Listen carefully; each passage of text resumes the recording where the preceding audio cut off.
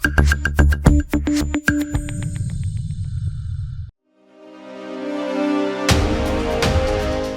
Katolik Santa Maria Assunta Kupang melek demokrasi dan berhasil wakili NTT ke tingkat nasional.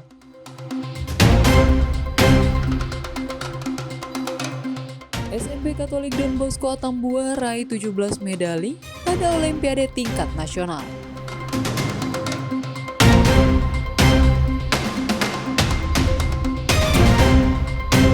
Jumlah kumulatif kasus HIV dan AIDS di Kabupaten Belu saat ini mencapai 581 kasus. Halo, salam sejahtera pemirsa.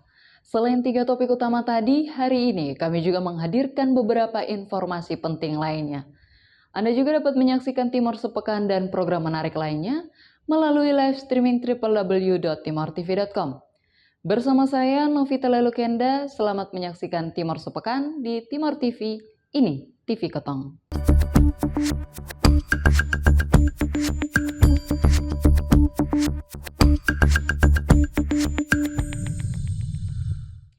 Sekolah Menengah Pertama Katolik Santa Maria Assunta Kupang sukses menggelar pemilihan ketua dan wakil ketua OSIS melalui proyek P5 yang bertemakan demokrasi, sekaligus mengapresiasi siswa yang berhasil masuk ke kompetisi tingkat nasional. Berikut informasi selengkapnya.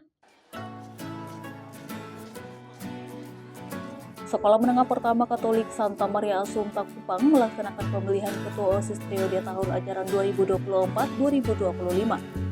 Kegiatan yang dilaksanakan pada Kamis 4 Juni di lingkungan Sekolah SMP Katolik Santa Maria Assunta ini melibatkan seluruh siswa dari kelas 7 hingga kelas 8.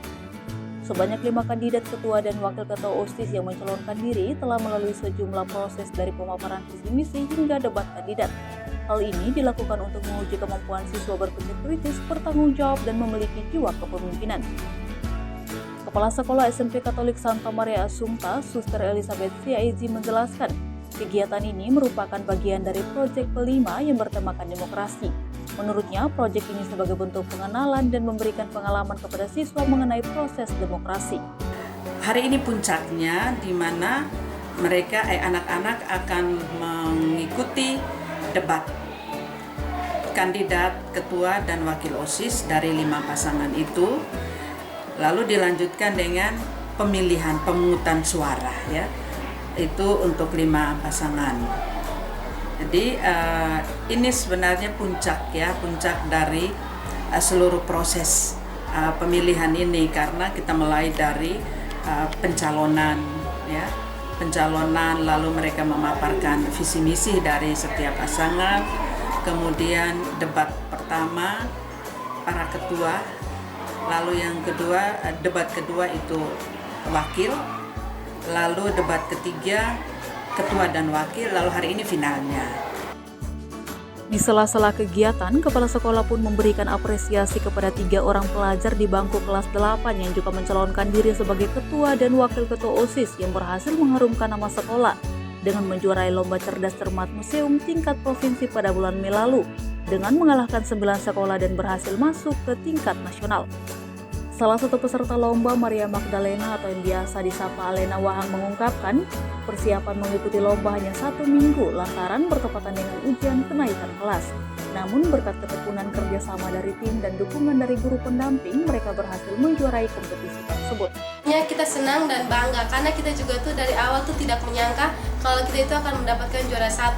Karena pada saat awal dibacakan lomba ini sudah didengar soalnya ini lumayan, ya bisa dibilang cukup susah. Namun dengan keyakinan kami, ya sebelum lomba juga kami sempat berdoa, puji Tuhan kami mendapatkan juara 1, dan itu juga hasil dari belajar kami kurang lebih 1 minggu.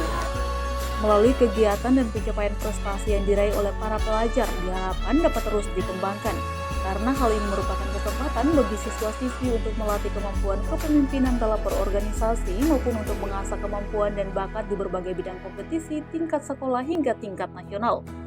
Dari Kupang, Tim Liputan Timor TV melaporkan. Prestasi membanggakan diukir oleh belasan siswa SMP Katolik Don Bosco Atambua dengan meraih 17 medali pada ajang Olimpiade Sains Siswa tahun 2024. Berikut informasi selengkapnya. Seperti inilah suasana pembelajaran di SMP Katolik Don Bosco Atambua yang saat ini tengah memasuki masa ujian semester 2. Di tengah ujian kenaikan kelas, para siswa masih menyempatkan diri untuk berkompetisi dalam Olimpiade Sains Siswa Tingkat Nasional tahun 2024. Perlombaan ini digelar oleh Lembaga Kompetisi Nasional dari tanggal 2 hingga tanggal 4 Juni yang diikuti oleh 27 siswa kelas 7 dan 8. Perlombaan yang digelar secara daring ini meliputi mata pelajaran matematika, ilmu pengetahuan alam dan sosial, serta bahasa Inggris. Dari hasil perlombaan ini, para siswa berhasil mengharumkan nama sekolah di tingkat nasional dengan meraih 17 medali, yakni 12 medali emas, 3 perak, dan 2 perunggu.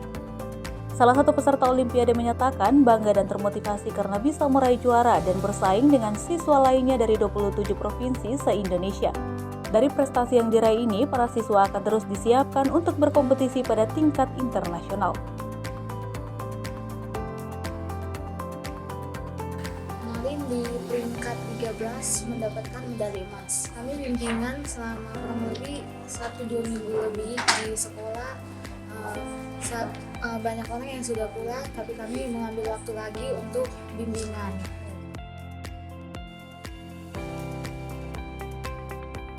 Prestasi yang diraih ini tentunya didapat dengan persiapan yang matang. Para siswa dibimbing selama 2 minggu oleh guru pendamping untuk setiap bidang ilmu yang dilombakan. Masa pendampingan ini dilakukan di sela-sela jam pelajaran dengan menambahkan materi serta kisi-kisi soal yang berkaitan dengan perlombaan.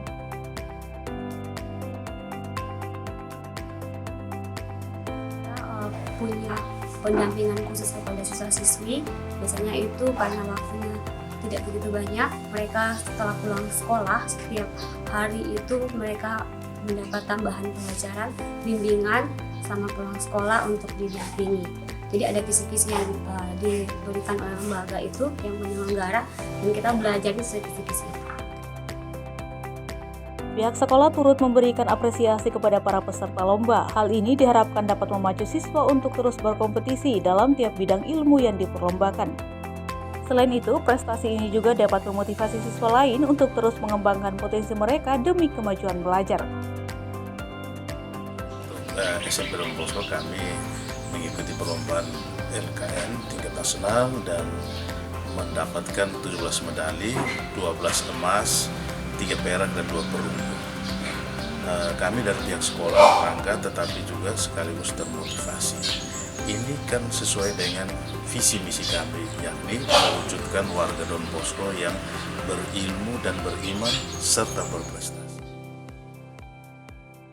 Menurutnya, prestasi yang diraih oleh para siswa ini selaras dengan visi misi sekolah, yakni mewujudkan pelajar di SMP Don Bosco sebagai pelajar berilmu, beriman, dan berprestasi.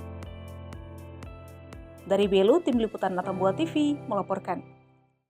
Menindaklanjuti program Dirjen Vokasi tentang kerjasama dengan industri dunia usaha dan dunia kerja untuk program kerja lapangan, SMK Negeri 2 Kota Kupang gelar sosialisasi dengan sejumlah stakeholder, tingkatkan mutu pendidikan sesuai minat dan bakat pelajar.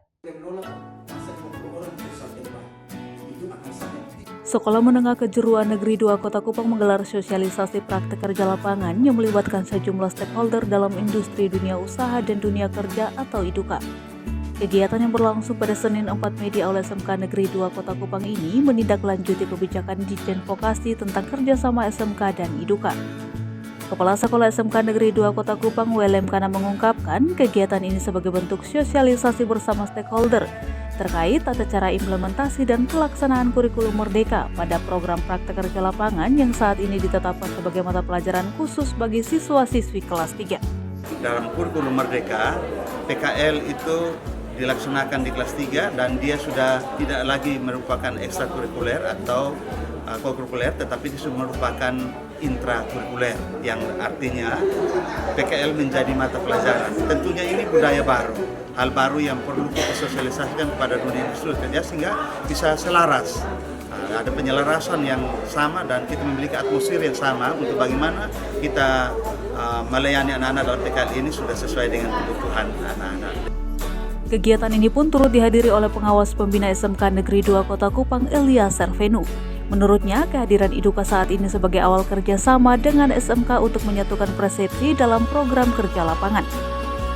PKL ini juga tidak hanya fokus pada mata pelajaran sesuai jurusan, namun para pelajar diberi kesempatan untuk mengambil PKL sesuai dengan minat dan bakatnya masing-masing.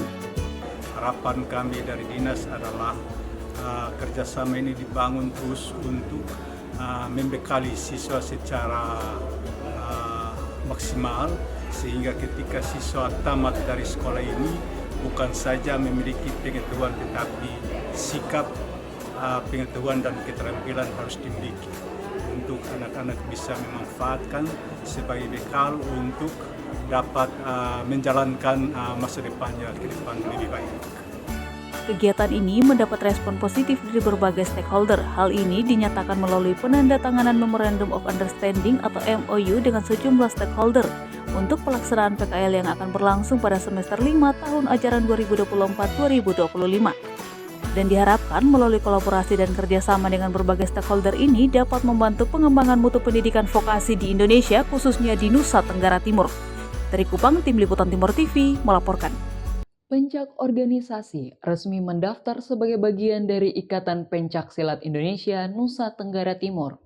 Pendaftaran yang dilakukan pada Kamis 6 Juni ini dihadiri oleh Wakil Ketua 3 IPSI NTT, Maximilian Geolima. Pencak organisasi PO salah satu aliran pencak silat di Indonesia resmi mendaftar untuk menjadi bagian dari Ikatan Pencak Silat Indonesia IPSI di Provinsi Nusa Tenggara Timur. Acara ini dihadiri Wakil Ketua 3 IPSI NTT Maximilian Geolima, Sekretaris Umum IPSI NTT Ferdinand Amate, perwakilan lembaga wasit juri IPSI NTT Yohan Henuk, dan Ketua Umum Pencak Organisasi NTT Emmanuel Taji. Pendaftaran yang dilakukan di Gedung KONI Jalan W.J. Lalamenti Kupang ini ditandai dengan penyerahan seluruh berkas oleh pihak pencak organisasi yang selanjutnya diterima oleh pengurus IPSI NTT. Gelaran sebagai bentuk legalitas pencak organisasi untuk mendapat status keanggotaan yang sah agar nantinya dapat berpartisipasi dalam setiap urusan pengembangan olahraga pencak silat di NTT. Pencak organisasi ini salah satu perguruan yang juga besar di Nusa Tenggara Timur, maka kebesaran nama itu kami harapkan ikut membesarkan IPSI di Nusa Tenggara Timur. Ketua Umum Pencak Organisasi Emmanuel Taji menyampaikan pendaftaran sebagai anggota IPSI ini merupakan amanat anggaran dasar dan anggaran rumah tangga untuk bernaung pada IPSI. Ia juga mengatakan langkah ini menjadi kehormatan bagi pencak organisasi untuk menjadi bagian dari IPSI NTT. Dengan kehadiran kami hari ini, kami sangat senang karena kami diterima secara baik oleh Pak Wakil Ketua 3 dan Pak Sekum bersama dari Dewan Wasit Juri, dan inilah satu kehormatan bagi kami. IPSI bertujuan untuk mempersatukan, membina persaudaraan dan kesetiakawanan antar perguruan pencak silat dalam rangka meningkatkan peran serta pencak silat untuk membangun Indonesia seutuhnya. Karena itu, sudah seharusnya IPSI menjadi naungan seluruh perguruan. Dari Kupang, Tim Liputan Timur TV melaporkan.